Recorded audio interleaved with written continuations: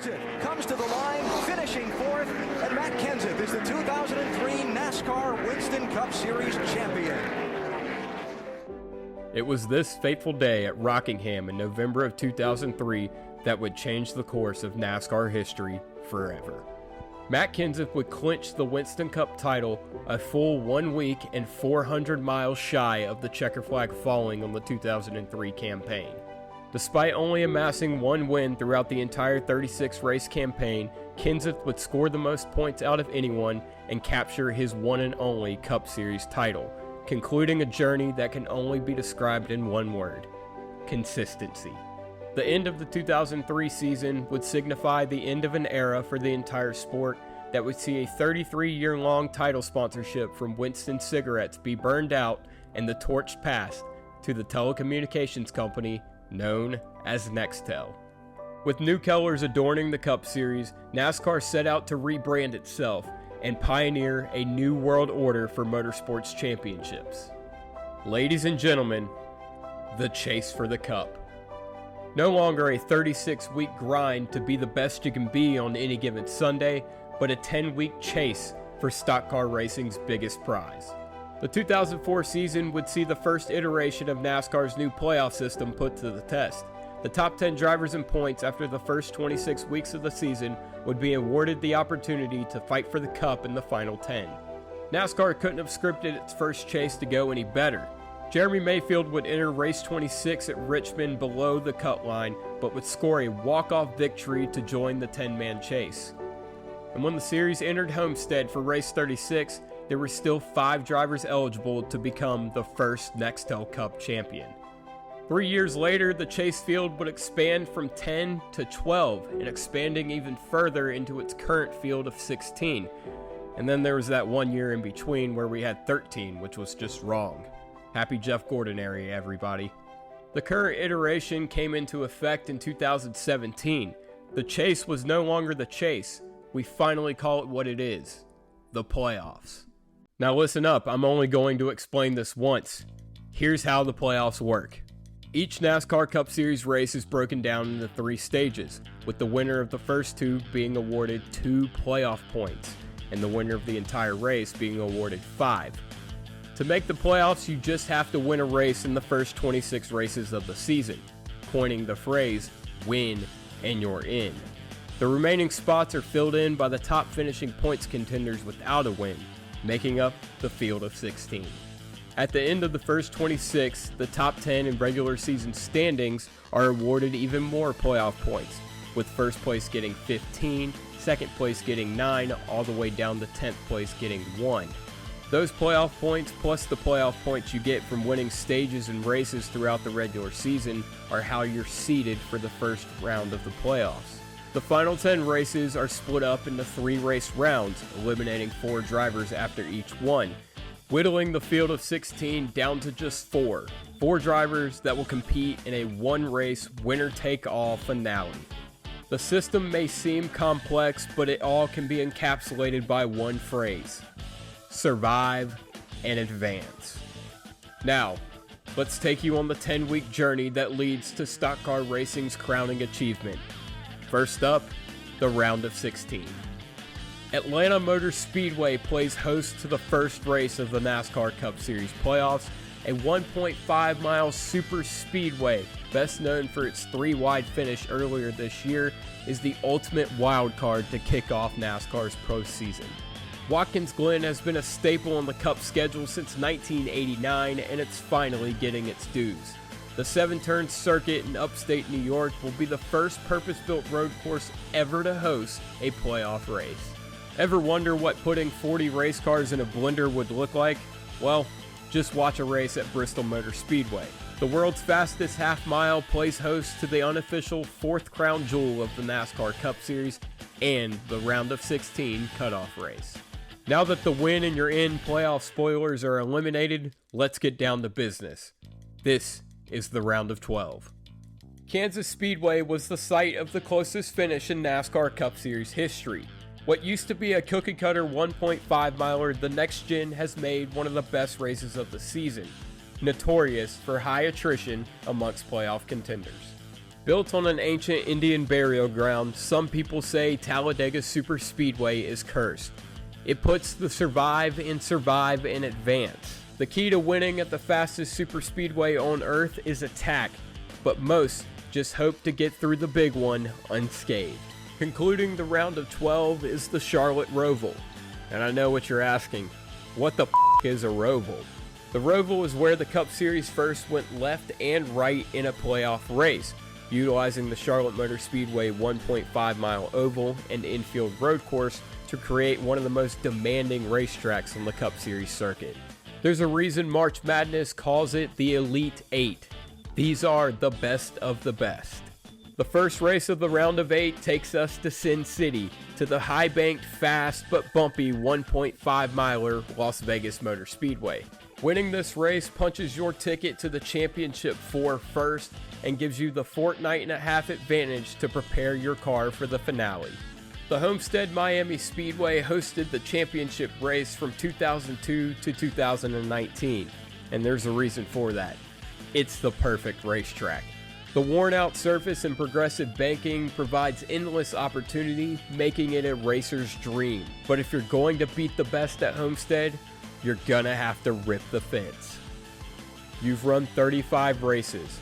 You have one more chance to earn the right to run for a championship. What would you do to keep it alive? Take a look at what he did! I have never seen anything like that before in my life. Martinsville Speedway is the penultimate race in the NASCAR Cup Series. When all you want to do is run away and hide, you're stuck within the confines of a half-mile paperclip with 7 other drivers trying to rip a season's worth of effort from your grasp. We now have our Championship 4. 4 drivers, no playoff points, no stages, just win. The desert air hangs low over the dusk of the NASCAR Cup Series season. This is Phoenix Raceway, an awkward, flat, 1 mile oval that makes it harder to pass than a kidney stone. That's the final demand of the racing gods that differentiates playoff contender from Cup Series champion. 312 laps to win it all. 26 races have been contested. Thousands upon thousands of laps have been run. 16 drivers have punched their ticket. 14 of them through wins, some to the shock and awe of the crowd, and for those, the fight was just to get here. But for the rest, the fight has just begun. Let's meet the 16 members of the elite Fraternal Order of Go Fast. Big Motor Small Blade presents your bandwagoner's guide to the 2024 NASCAR Cup Series playoffs. Shotgun on the playoff field, it's 2017 NASCAR Cup Series champion Martin Truex Jr. His swan song season in the Cup Series has been a bit of a struggle, as he's only amassed 4 playoff points and enters the postseason without a victory. That one final victory can't come soon enough for MTJ. His Joe Gibbs Racing teammate is in the same predicament. Ty Gibbs has still yet to win a NASCAR Cup Series race, but the 2022 Xfinity Series champion has shown promise and pace, and if the pin can stay in the hand grenade under the hood, Ty Gibbs could make a run at the Cup. The lame duck year for Harrison Burton and Wood Brothers Racing has been anything but. He just scored the 100th victory for the historic organization 2 weeks ago at Daytona and propelled themselves from 34th in the standings to a playoff spot. It ain't over till the fat lady sings. With his win in the Southern 500 last week, Chase Briscoe is taking Stewart-Haas Racing to the playoffs one more time. The curtain may be closing and the OEM support waning, but that won't stop Briscoe from echoing the words of his hero Tony Stewart and taking the 14 on another heroic playoff run. After a year removed, Alex Bowman is back in the playoffs. He scored the long-awaited victory at the Chicago Street Race earlier this summer, and the HMS driver top 10'd them to death in the regular season, but it's going to take more than top 10s to make a run at the championship. Bowman needs to win. Daniel Suarez made the playoffs by just 3 1,000ths of a second. He carries the banner for Team Trackhouse, representing the only non-HMS Chevrolet in the postseason. By winning the Xfinity Championship in 2016, he became the first ever international champion in NASCAR. Mi Amigo hopes to become the first ever international Cup Series champion.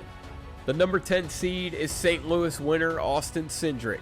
The 2020 Xfinity Series champion makes his second appearance in the Cup Series playoffs.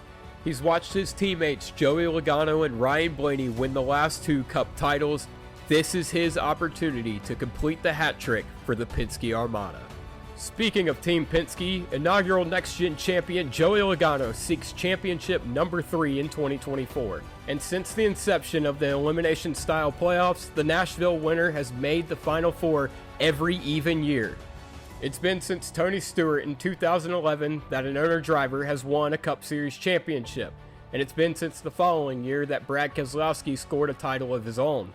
Now he's the owner-driver looking to follow in Stewart's footsteps and give the pioneer of RFK racing, Jack Roush, his first championship in 20 years.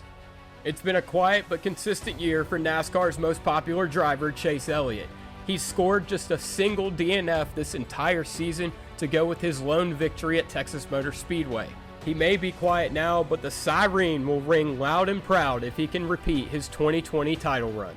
The first half of the regular season for Denny Hamlin saw him score 3 victories at Richmond, Bristol, and Dover, but the second half has been abysmal, capped off by an engine penalty that deducted him 10 playoff points. Despite that, the pace is still there and the 11 car seems as poised as ever to score his first Cup title. 19 seasons and we're still asking the question, is this Denny's year? Ryan Blaney is the defending Cup Series champion. It's a precedent that the entire world has challenged him to live up to. He's scored 2 wins this year at Iowa and Pocono, but his title defense begins now. If the expectations are to be met, it's simple. Just be Ryan Blaney. William Byron had a hot start to the 2024 season, scoring 3 victories right out the gate, but he's lived beneath the oxymoron that is a cold summer. He made his first Championship 4 appearance last year, but failed to bring home the Cup.